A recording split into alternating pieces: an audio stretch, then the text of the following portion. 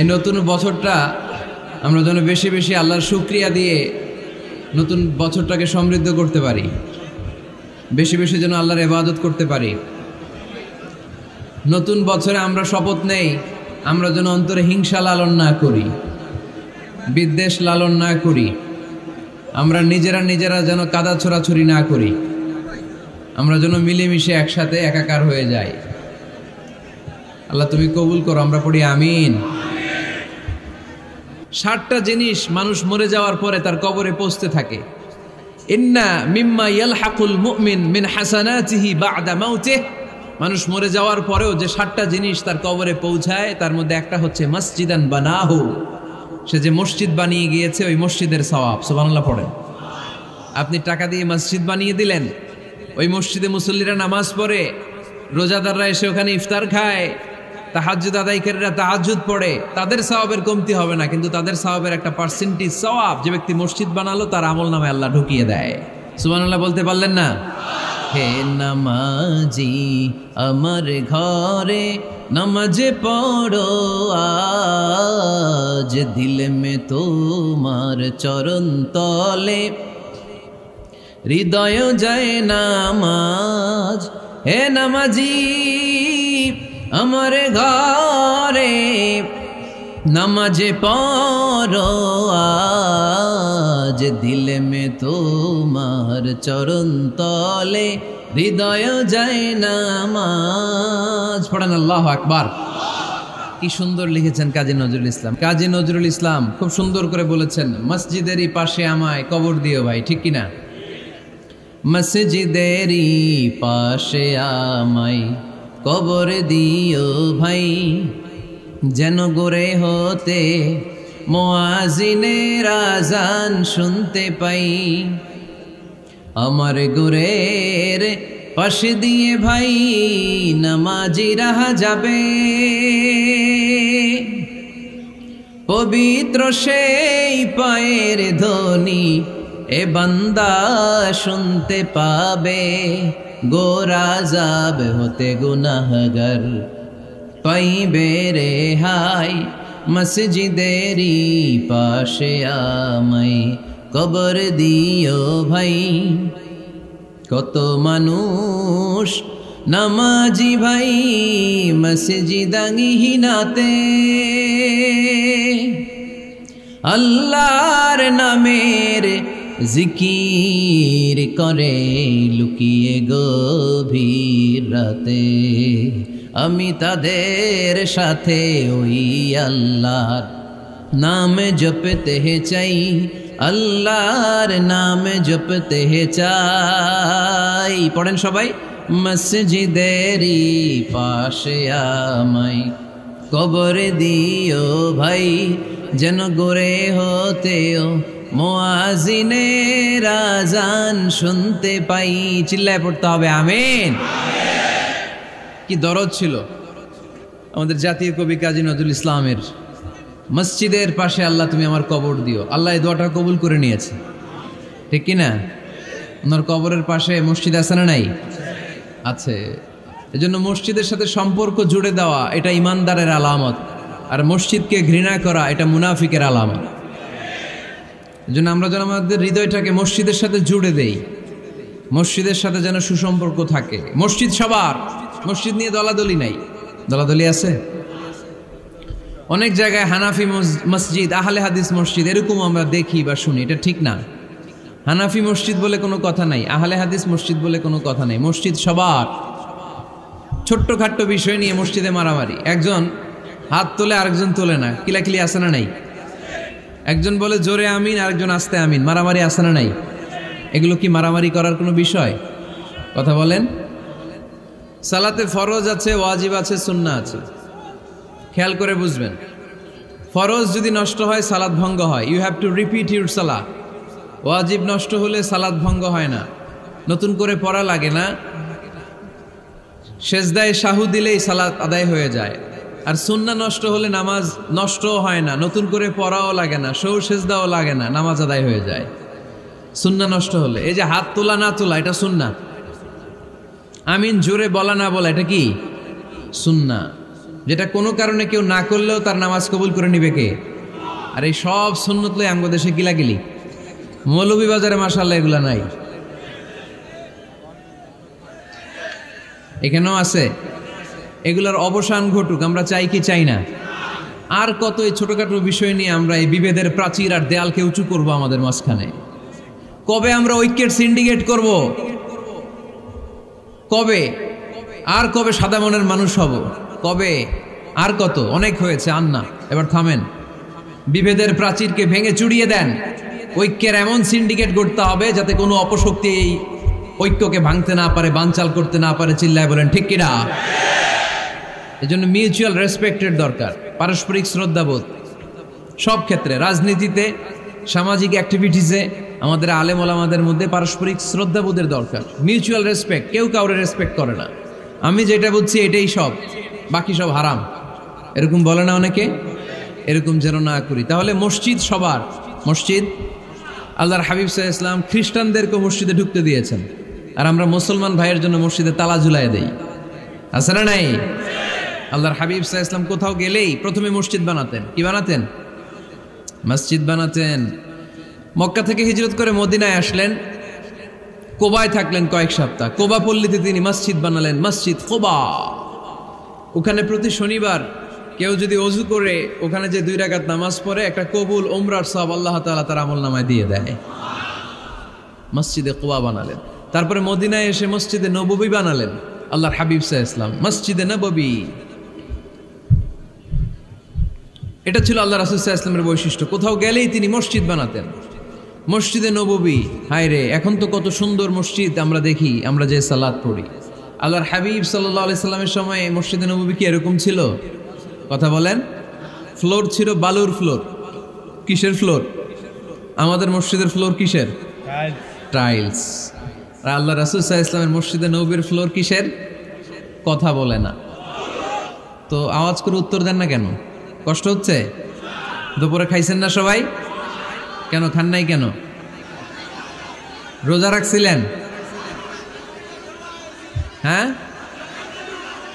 ফজর বাদে আইছি। আচ্ছা ঠিক আছে, ঠিক আছে। আচ্ছা আচ্ছা, সাউন্ড নাই, কথা শোনা যায় না? তো এটা শুনলা কেমনে? জিজ্ঞেস করলাম কথা শোনা যায় না, কয় না। তো এটা শুনলা কি করে? মানে অল্প শোনা যায়, তাই তো? একটু পরে আমার বিদায় ঘন্টা বাজবে, আমি চলে যাব। তোমরা ডিস্টার্ব করতে করতে আমার সময় শেষ। তোমরা ডিস্টার্ব করলে তোমাদের লস। আমি আমার টাইমের 1 মিনিটে বেশি যেতে পারবো না, কারণ এখানে আসরের সালাতের আজান শুরু হয়ে যাবে, এরপরে কোনো কথা নেই। আর বক্তব্য লম্বা করা এটা বেদাত। এই বেদাতকে আমি সুন্নাতের মধ্যে আনতে চাচ্ছি। একটা সময়ে একেবারে কমায় নিয়ে আসবো। এত প্রোগ্রামও আমি করতে চাই না। আমি ঘোষণা দিয়েছি আগামী বছরে সারা বাংলাদেশে আমার প্রোগ্রাম হবে 50টা। কয়টা? 50টা। এরপরের বছর 30টা, এরপরের বছর 20টা। বিভাগীয় প্রোগ্রাম করলেই চলবে আমার। এক এক বিভাগে যে 2 দিন 3 দিন খালাস। এত দরকার নেই, এত লম্বা চূড়ার বক্তব্যের দরকার নেই। আধা ঘন্টা চুপ করে শুনেন, কয়েকটা মেসেজ ড্রপ করি, take it with you to your home, then practice and apply in the society. নিয়ে যান, আমল করেন, সমাজে কাজে লাগান। সমাজটা আলোকিত করে দিবে কে? খুতাবুকুম তাবিলা সালাওয়াতুকুম কাসীরা। আল্লাহর হাবিব সাল্লাল্লাহু আলাইহি ওয়াসাল্লাম বললেন, কিয়ামতের একটা আলামত, কিয়ামতের আগে তোমাদের বক্তব্য হয়ে যাবে লম্বা, সালাত হয়ে যাবে খাটো। সালাতের পরে তাসবিহ পড়তে চায় না লোকজন, ব্যস্ত, মহা ব্যস্ত, সুপার বিজি। কোত্থেকে আসলে এই ব্যস্ততা?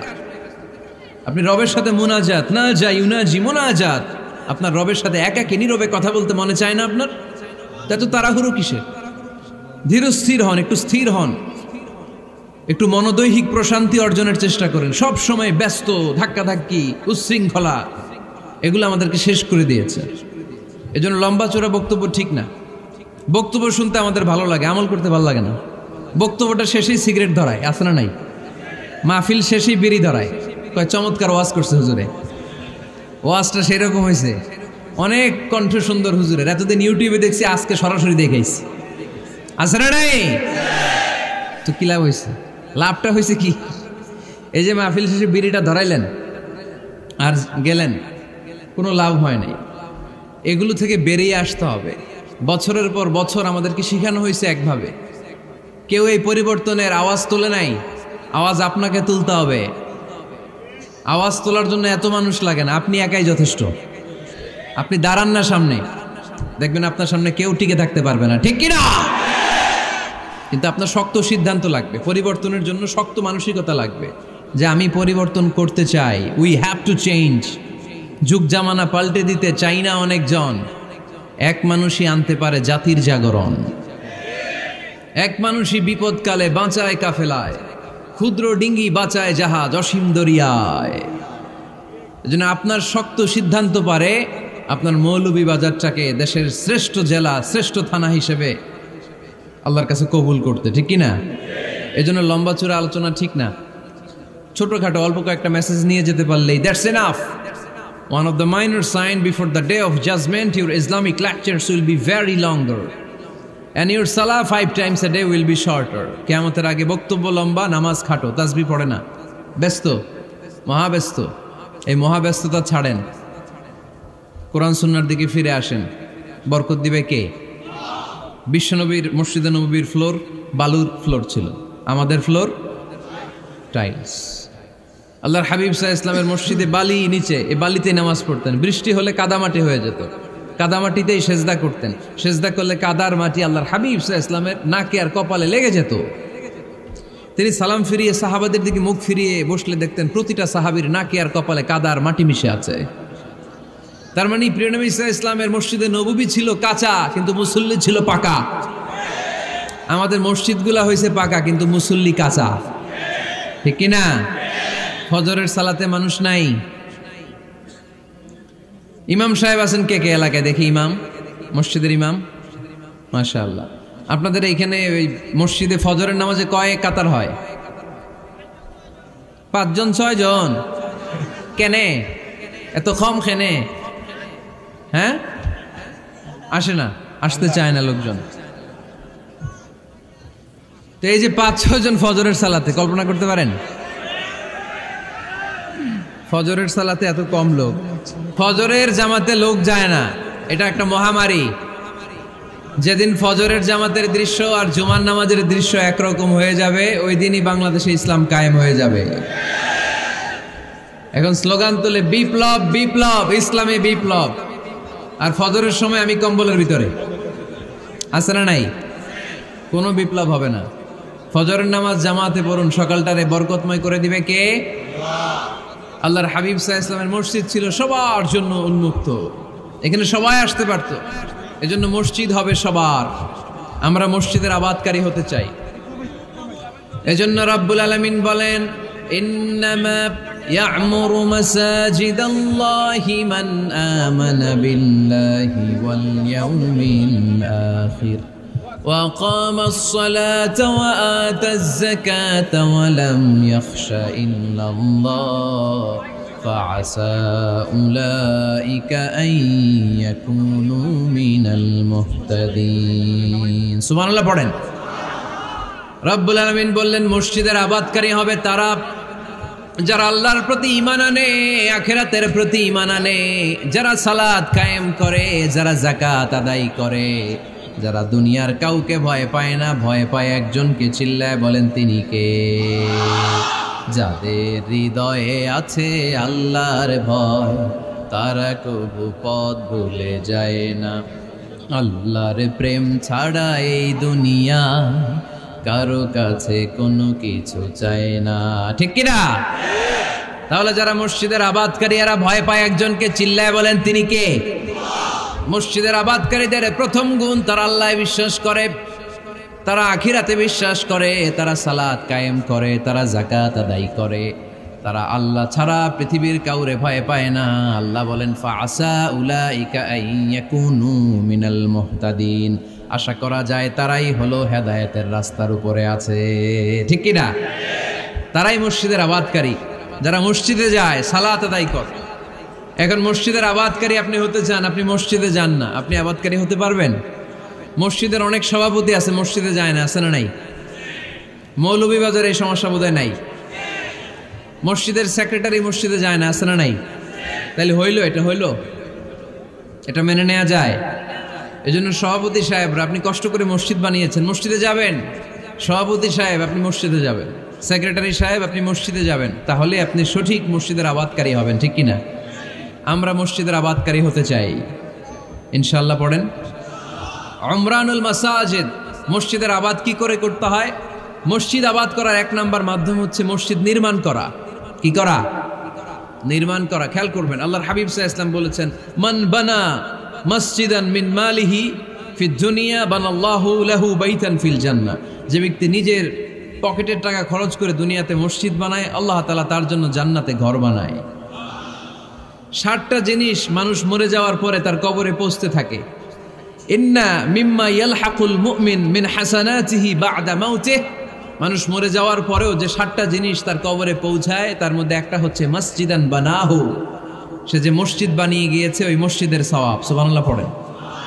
আপনি টাকা দিয়ে মসজিদ বানিয়ে দিলেন, ওই মসজিদে মুসল্লিরা নামাজ পড়ে, রোজাদাররা এসে ওখানে ইফতার খায়, তাহাজ্জুদ আদায়কারীরা তাহাজ্জুদ পড়ে, তাদের সওয়াবের কমতি হবে না, কিন্তু তাদের সওয়াবের একটা পার্সেন্টেজ সওয়াব যে ব্যক্তি মসজিদ বানালো তার আমলনামায় আল্লাহ ঢুকিয়ে দেয়। এজন্য বেশি বেশি মসজিদ বানাতে রাজি আছেন তো? তাহলে মসজিদ আবাদ করার প্রথম মাধ্যম হচ্ছে মসজিদ বানানো। 2 নম্বর মাধ্যম হচ্ছে মসজিদে যেয়ে জামাতে সালাত আদায় করা। জামাতে সালাতুল জামাআ তাফদুলু সালাতাল ফাযযি বি27 দারাজা। ঘরে নামাজ পড়লে একা একা পড়লে যেই সওয়াব, জামাতে পড়লে 27 গুণ বেশি সওয়াব।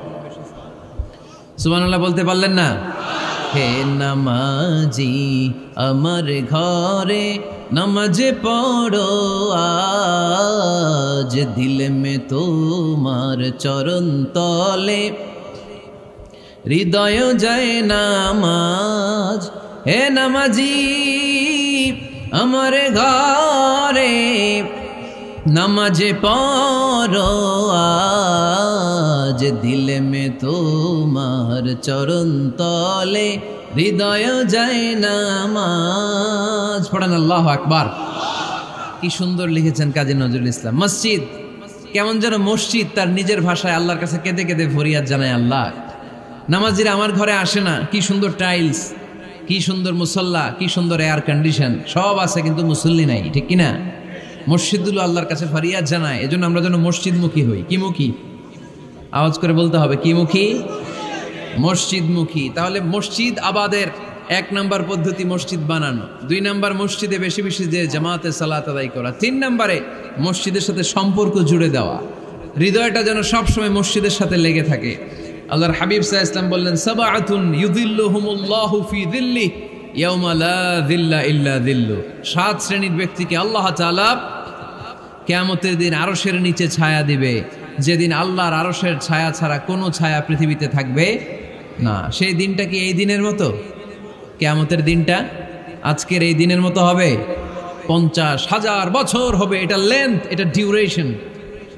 কাআন সাফসাফা লা তারা ফিহা ইওয়াজা ওয়ালা আমতা, লেভেল প্লেইন ফিল্ড, তামার জমিন। একটু কল্পনা করেন তো ওই দিনটা কত ভয়ঙ্কর।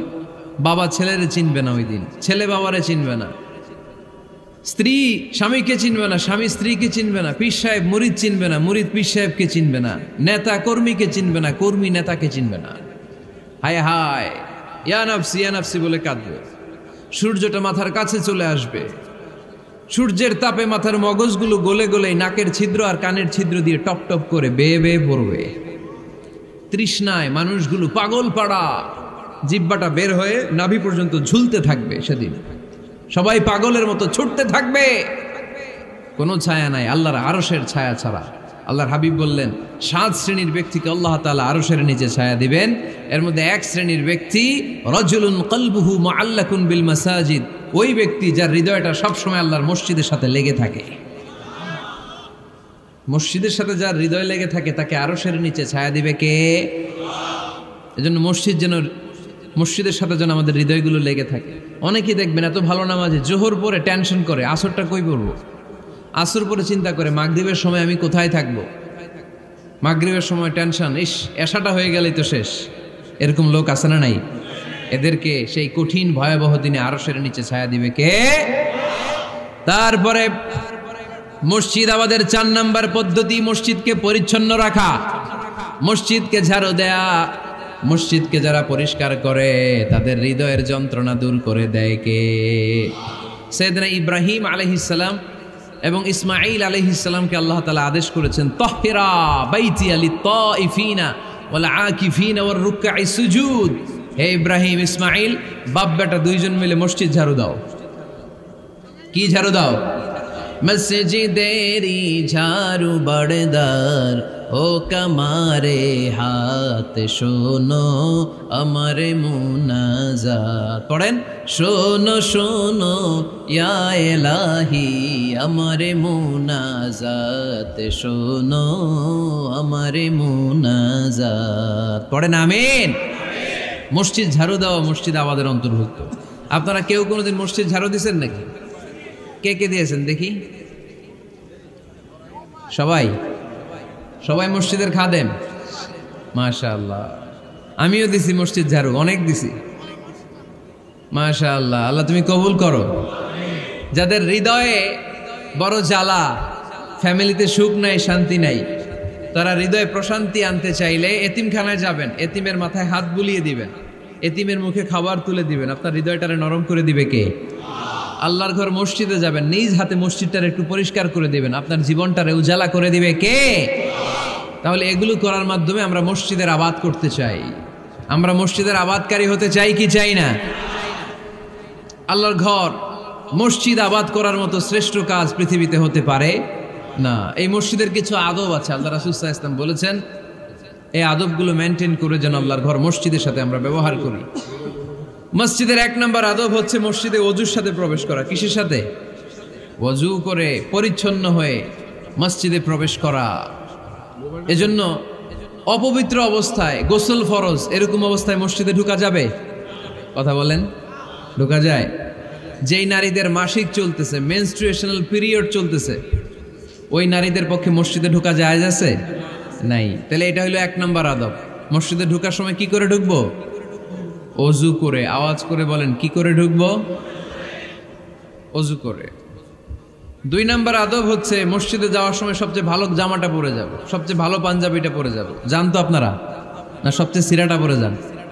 হ্যাঁ, অনেকের নামাজের জন্য একটা পুরান জামা আছে, সিরা পাড়া, এদিকে হাত উঠাইলে দিকতে দেখা যায়, আছে না নাই? সবচেয়ে সিরা পাড়াটা রাখে নামাজের জন্য, কপাল পোড়া। আর সুন্নাতে খাতনার অনুষ্ঠানে গেলে মাশাআল্লাহ লেহেঙ্গা গায়ে দেওয়া যায়, আছে না নাই? না, আপনি ইবাদতের জন্য সবচেয়ে সুন্দর জামাটা রাখবেন। এজন্য রাব্বুল আলামিন বলেন, ইয়া বানি আদম খুযু জিনাতাকুম ইনদা কুল্লি মসজিদ। ও বনি আদম, তুমি যখন আল্লাহর ঘর মসজিদে ঢুকবা, ও বনি আদম, তুমি যখন নামাজের মুসল্লায় দাঁড়াবা, তোমার সবচাইতে দামি, সবচাইতে সুন্দর জামাটা গায়ে দিয়ে তুমি নামাজে দাঁড়াও। ঠিক কি না? তাহলে এখন মসজিদে যাওয়ার সময় কি গায়ে দিয়ে যাবেন বলেন? খিতা করবাইন? হ্যাঁ, মাশাআল্লাহ। হ্যাঁ, সবচেয়ে ভালো কাপড়টা আয়রন করে পারফিউম মেখে তারপরে আমরা যাব। রাজি আছেন তো? 3 নম্বর আদব হচ্ছে মসজিদে ঢোকার সময় বাম পা দিয়ে ঢুকতে হয়।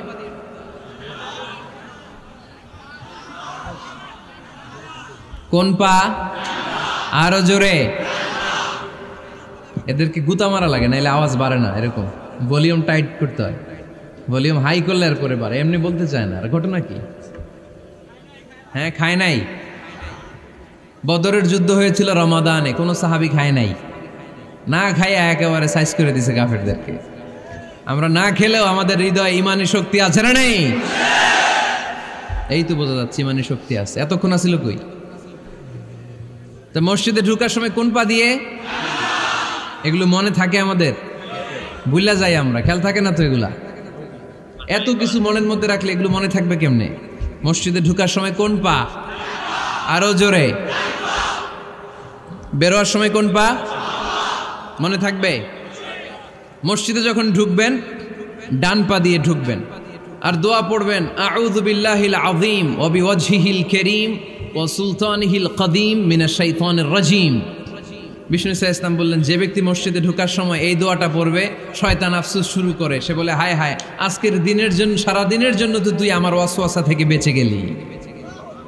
আজকের সারা দিনের জন্য তোরে আমি হারালাম, আজকের সারাটা দিন আল্লাহর পক্ষ থেকে প্রোটেকশন নিয়ে তুই বেঁচে গেলি। আজকের জন্য যা, কালকে তোরে আমি ধরবো। এজন্য এই দোয়াটা পড়ার দরকার আছে না? আউযু বিল্লাহিল আযীম ওয়া বিওয়াজহিল কারীম ওয়া সুলতানিহিল কাদীম মিনাশ শাইতানির রাজীম। 4টা বাক্যের দোয়া। মুখস্থ করতে কষ্ট হলে যে ইউটিউবে চলে যাবে আজকেই, ওখান থেকে শুনে আপনারা মুখস্থ করে নেবেন, এই দোয়াটা পড়বেন। তাহলে ওই দিনের জন্য শয়তানের ওয়াসওয়াসা, টেম্পটেশন, প্রভোকেশন থেকে আপনি আল্লাহ তাআলার প্রোটেকশনে চলে গেলেন। সুবহানাল্লাহ পড়েন। তারপর আল্লাহর হাবিব বললেন, ঢোকার আগে আমারে সালাম দাও। পড়বেন, আসসালামু আলাইকা আইয়ুহান নাবিয়্যু ওয়া রাহমাতুল্লাহি ওয়া বারাকাত।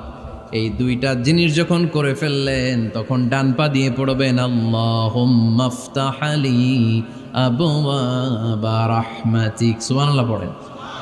আল্লাহুম্মা আফতাহ লি, ও আল্লাহ আমার জন্য তুমি খুলে দাও আবওয়াবা রাহমাতিক, তোমার রহমতের দরজা। তার মানে মসজিদে ঢুকলে রহমত পাওয়া যায় কি যায় না? মসজিদে ঢুকলে পাওয়া যায় রহমত, মসজিদের বাইরে রহমতের কথা আল্লাহ বলে নাই। মসজিদের ভিতরে রহমত। কোথায় রহমত? কোথায়? মসজিদের ভিতরে রহমত আছে না? তার প্রমাণ, মসজিদে ঢুকলেই শান্তি লাগে কেমন জানি, আর ঘুমে ধরে। মসজিদে ঘুমাইছেন কারা কারা দেখি? সবাই ঘুমাইছেন? আরে আমি কত ঘুমাইছি।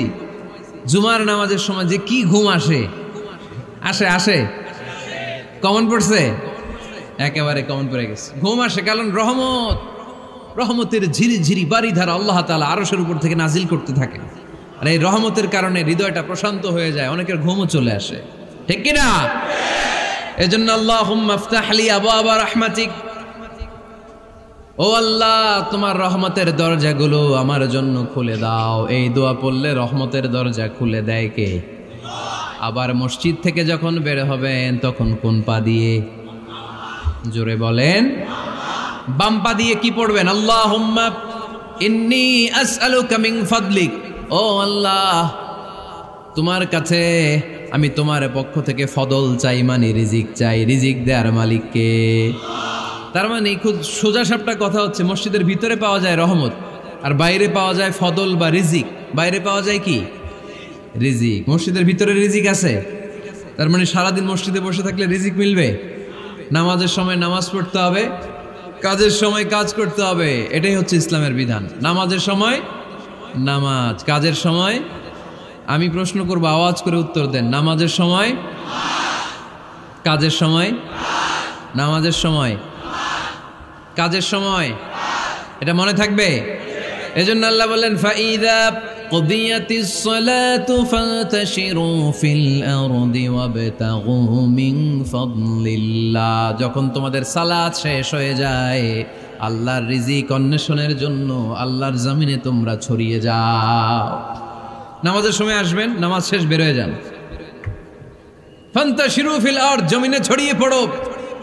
নামাজ শেষ, চেয়ারম্যান সাহেব চলে যাবে ইউনিয়ন পরিষদের ভেতরে, ছাত্ররা চলে যাবে হাই স্কুলে, মেম্বার অব দ্য পার্লামেন্ট চলে যাবে সংসদে, সেনাবাহিনীর লোকেরা চলে যাবে ক্যান্টনমেন্টে, ব্যবসায়ীরা চলে যাবে তাদের বাজারে, সিএনজি ওয়ালারা সিএনজি নিয়ে ব্যবসা শুরু করবে, রাস্তায় নেমে যাবে। চিল্লায় বলেন ঠিক কিনা? এটাই ইসলামের বিধান। নামাজের সময় নামাজ, কাজের সময়। আচ্ছা, তাহলে প্রথম সুন্নাত পেলাম, পবিত্র হয়ে ঢুকবো, ভালো জামা পরে ঢুকবো। 2 নাম্বার। 3 নাম্বার, ঢোকার সময় কোন পা, বের হওয়ার সময়। 4 নাম্বার, মসজিদে ঢুকেই 2 রাকাত। মসজিদে ঢুকে কয় রাকাত পড়েন আপনারা? তাহিয়াতুল মসজিদ। মসজিদে আপনি ওয়েলকাম জানাবেন, ঢুকেই 2 রাকাত পড়বেন, ওযু করলেই 2 রাকাত।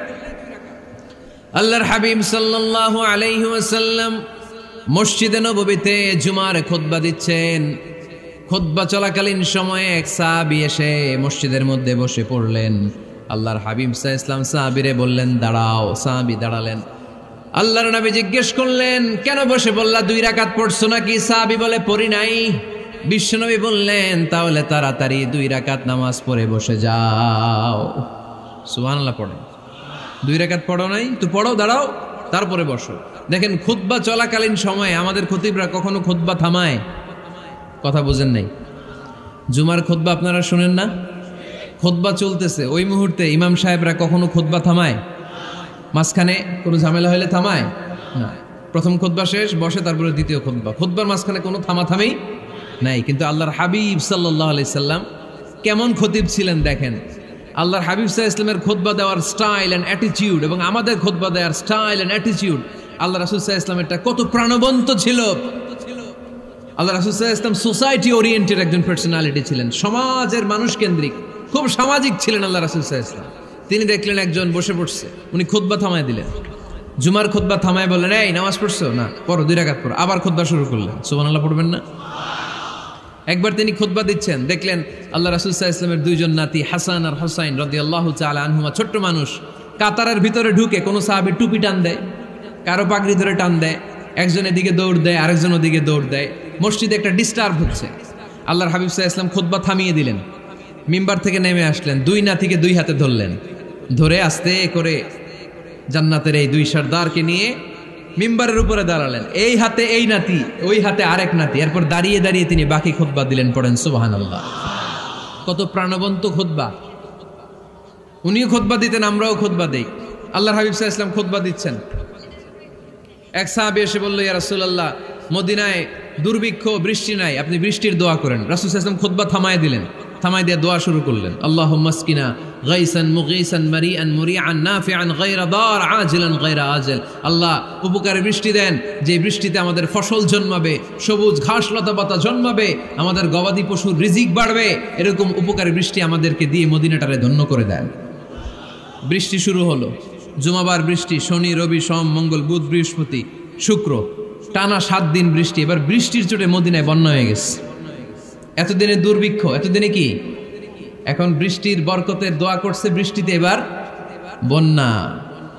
যেই সাহাবী বৃষ্টির জন্য দোয়া করতে বলেছিলেন, পরের জুমাবারের খুতবার সময় এসে ওই সাহাবী বলেন, ইয়া রাসূলুল্লাহ, আবার খুতবার মাঝখানে, ইয়া রাসূলুল্লাহ, আর বৃষ্টির দরকার নাই, আর দরকার নেই, এবার বৃষ্টি বন্ধের দোয়া করেন। আল্লাহর হাবিব সাল্লাল্লাহু আলাইহি ওয়াসাল্লাম খুতবা থামিয়ে আবার বন্ধের দোয়া, আল্লাহুম্মা হাওয়ালাইনা ওয়ালা আলাইনা, হে আল্লাহ আমাদের চারিদিকে দেন, মদিনাতে আর বৃষ্টির দরকার নাই। চিল্লায় পড়েন সুবহানাল্লাহ। এজন্য খতিব হবে এরকম প্রাণবন্ত খতিব। সমাজে কি চলে, কি ক্রাইসিস, কি সংকট, ইয়াংরা কোন সমস্যায় ভোগে, আমাদের রাজনৈতিক অঙ্গনে কি সমস্যা, আমাদের অর্থনৈতিক অঙ্গনে কি সমস্যা, আমাদের সামাজিক অঙ্গনে কি সমস্যা, আমাদের পরিবারগুলোর ভেতরে কি ঝামেলা, প্রত্যেকটা কথা মসজিদের মিম্বার থেকে আসার দরকার আছে না নাই? আল্লাহর হাবিব সাল্লাল্লাহু আলাইহি ওয়াসাল্লাম এভাবেই সমাজকে ঠিক করে দিতেন। 2 রাকাত মসজিদে ঢুকে আজকে থেকে আমরা পড়ব। মসজিদে ঢুকলেই কয় রাকাত মনে থাকবে না ভুলে যাবেন?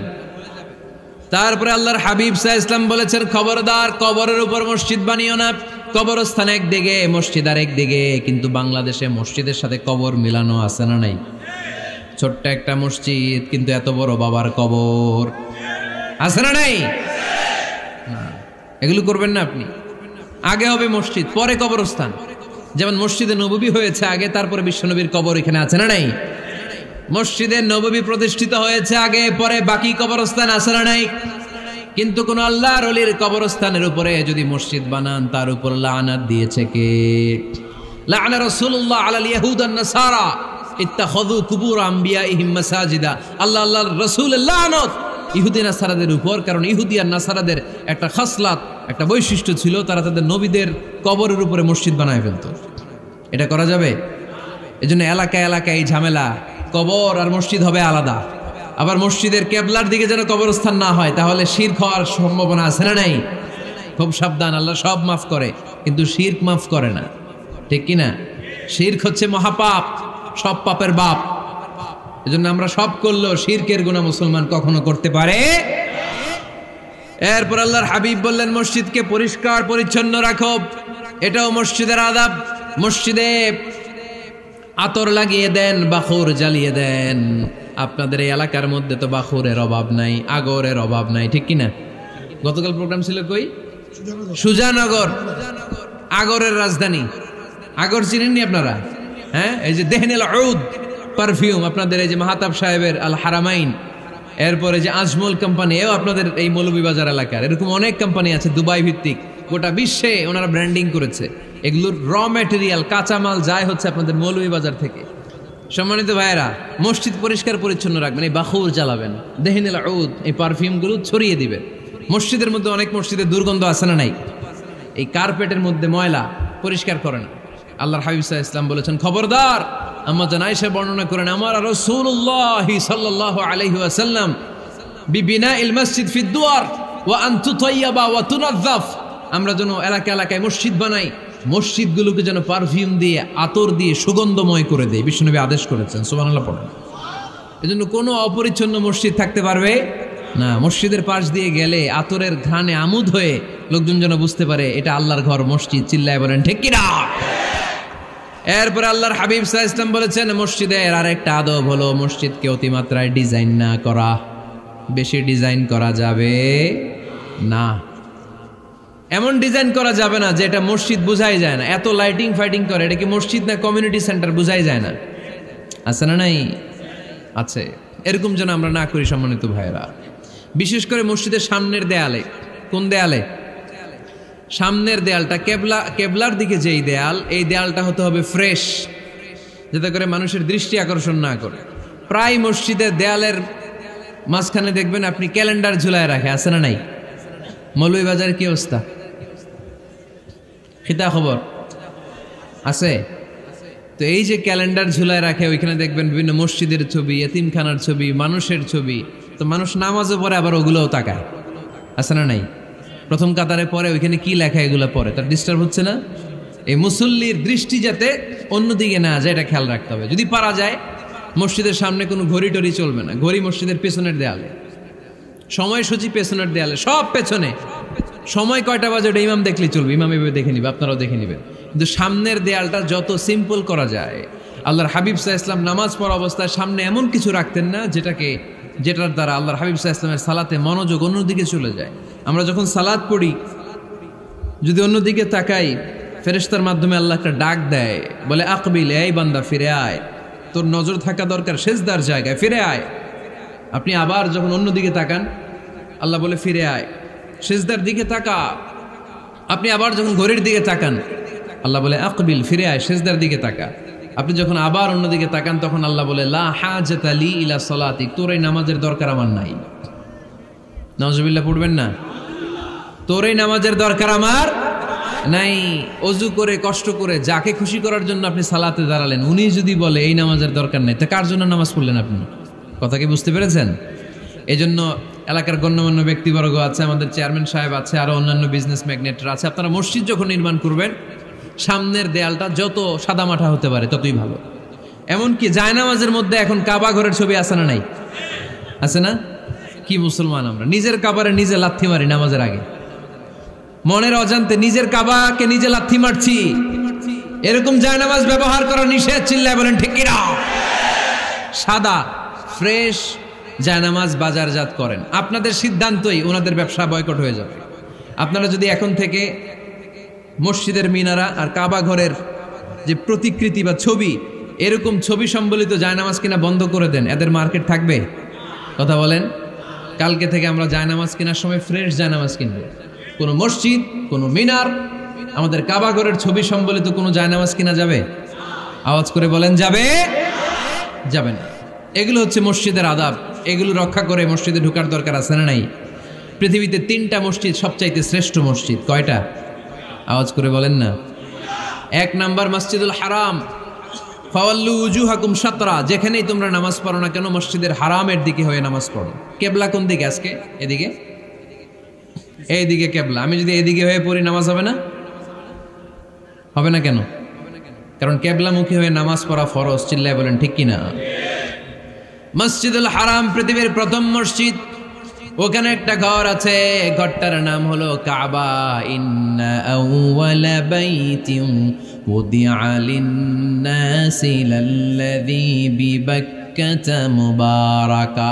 এই পৃথিবীর প্রথম ঘর, যেই ঘরটা স্থাপিত হয়েছে বাক্কা শহরে। বাক্কা মক্কার আগের নাম, এখন শহরের নাম মক্কা। আগে নাম ছিল কি? সবাই বলেন কি নাম ছিল?